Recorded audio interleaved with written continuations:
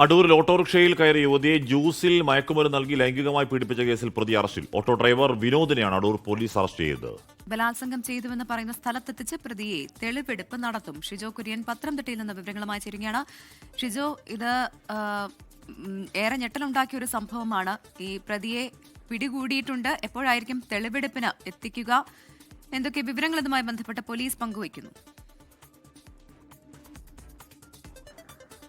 കാശ്മി Pravitha, good morning.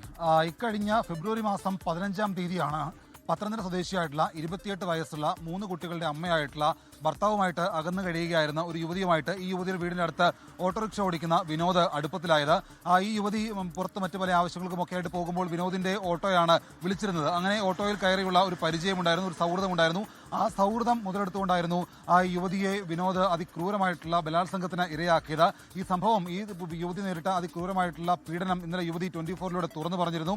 അത് വാർത്തയായതിന് പിന്നാലെയാണ് police ഊർജിതമായിട്ട് ഈ പ്രതിക്ക് വേണ്ടിയുള്ള അന്വേഷണം ആരംഭിച്ചത്. കഴിഞ്ഞ ദിവസങ്ങളിൽ, അതായത് 2 ദിവസം മുമ്പ് ഈ 27 വയസ്സുകാരിയായിട്ടുള്ള യുവതി അടൂർ പോലീസ് സ്റ്റേഷനിൽ നേരിടെത്തി പരാതി നൽകുകയും മൊഴി കൊടുക്കുകയും ഒക്കെ ചെയ്തിരുന്നു. പോലീസ് കേസെടുത്തിരുന്നെങ്കിലും ആ ദിവസം ഈ പ്രതിയെ പിടികൂടാൻ കഴിഞ്ഞിരുന്നില്ല. ഈ പ്രതി മറ്റെവിടെയും മുങ്ങുകയോ കാര്യമൊന്നും ചെയ്തിരുന്നില്ല. ഈ പ്രതിക്ക് കൃത്യമായിട്ടുള്ള ധാരണയുണ്ടായിരുന്നു. ഈ യുവതി പരാതി കൊടുത്തിരുന്നതൊക്കെ അറിയാമായിരുന്നു. എന്നിട്ടും പോലീസ് ആദ്യഘട്ടത്തിൽ ഈ പ്രതിയെ പിടികൂടാനുള്ള ഒരു ശ്രമം നടത്തിയില്ല എന്നുള്ള ആക്ഷേപമൊക്കെ ഉയർന്നു വന്നിരുന്നു. എന്തായാലും നമ്മൾ വാർത്ത കൊടുത്തതിന് പിന്നാലെ ഇന്നലെ രാത്രിയോടുകൂടി അടൂർ പോലീസ് ഈ പ്രതി വിനോദിനെ പിടികൂടിയിട്ടുണ്ട്.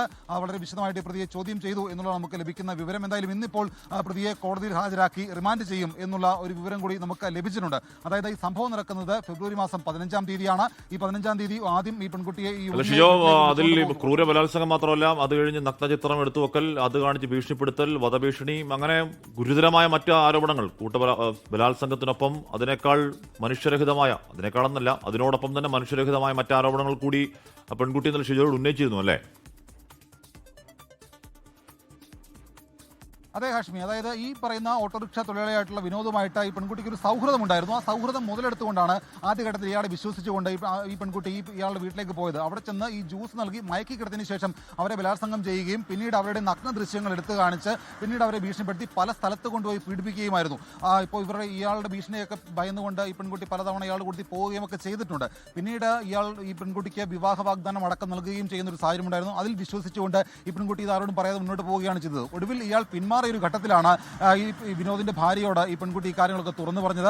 അതിന് പിന്നാലെ ഇതിൽ പ്രകോപിതനായിട്ടുള്ള ഈ വിനോദ് ഈ പെൺകുട്ടിയെ നടു റോഡിൽ വെച്ച് അതിക്രൂരമായിട്ട് മർദ്ദിക്കുകയും പിന്നീട് നാട്ടുകാർ കണ്ടതോടുകൂടി ടാങ്കർ ലോറിയിൽ വിളിച്ചു കയറ്റി മറ്റ് പല സ്ഥലത്ത് കൊണ്ടുപോയി ഈ പെൺകുട്ടിയെ ക്രൂരമായിട്ട് മർദ്ദിക്കുകയും ഒക്കെ ചെയ്തിരുന്നു. വടശ്ശേരിക്കരയിലും റാന്നിയിലും പത്തനംതിട്ടയിലെ നഗരപ്രദേശങ്ങളിലും ഒക്കെ വാഹനത്തിൽ കയറ്റിക്കൊണ്ടുപോയി പല സ്ഥലത്ത് വെച്ച് ക്രൂരമായിട്ട് ഈ പെൺകുട്ടിയെ മർദ്ദിക്കുകയൊക്കെ ചെയ്തിരുന്നു. പിന്നീട് സഹിക്ക വയ്യാതെയാണ് ഈ പെൺകുട്ടി പോലീസിൽ പരാതി നൽകിയത്. ആ പരാതിയെ തുറന്നുകൊണ്ടാണ് പോലീസ് ഇപ്പോൾ നിലവിൽ പ്രതി വിനോദിനെ അറസ്റ്റ് ചെയ്തിട്ടുള്ളത്. ഇന്ന് മജിസ്ട്രേറ്റ് മുമ്പാകെ ഹാജരാക്കും. അതിന് മുന്നോടിയായിട്ട് ഈ പ്രതിയുമായിട്ട് തെളിവെടുപ്പ് നടത്തുമെന്നുള്ള ചില വിവരങ്ങൾ കൂടി നമുക്ക് ലഭിച്ചിട്ടുണ്ട്. ഈ പറയുന്ന അതിജീവിതയുടെ വീട്ടിൽ, അതുപോലെ തന്നെ ഈ പ്രതിയുടെ വീട്ടിൽ, ഇവർ സഞ്ചരിച്ച സ്ഥലങ്ങളിലൊക്കെ ഈ പ്രതിയുമായിട്ട് തെളിവെടുപ്പ് നടത്തുമെന്നുള്ള ചില വിവരങ്ങൾ കൂടി ലഭിച്ചിട്ടുണ്ട്. നമ്മൾ വാർത്ത നൽകിയതിന് പിന്നാലെയാണ് പോലീസ് ഊർജിതമായിട്ട് ഇത് കേസ് അന്വേഷിക്കുകയും പ്രതിയെ പിടികൂടുകയും ചെയ്തിട്ടുള്ളത്. ഹാഷ്മി, പ്രവിത.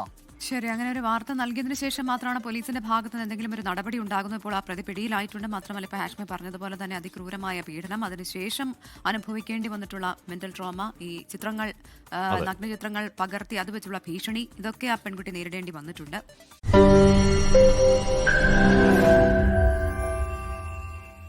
ലോകത്തെവിടെയായാലും ഏത് സമയത്തും 24 വാർത്തകളും ഓഗ്മെന്റഡ് റിയാലിറ്റി പാക്കേജുകളും എക്സ്പ്ലെയിനറുകളും വിശദമായി കാണാൻ ഞങ്ങളുടെ യൂട്യൂബ് ചാനൽ നിങ്ങൾക്ക് സബ്സ്ക്രൈബ് ചെയ്യാം.